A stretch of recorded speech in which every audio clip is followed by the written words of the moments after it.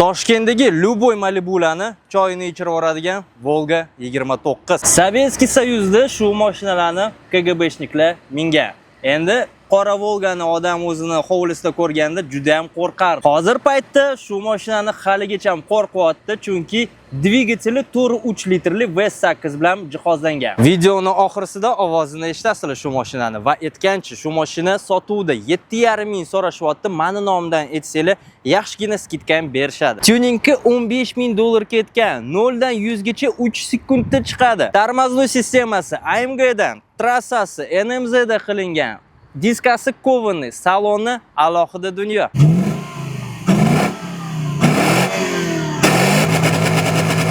Aqllilar bor, endi sizlar aytinglar, rasxodi qancha va qaysi mashinada bu dvigatel yechilgan?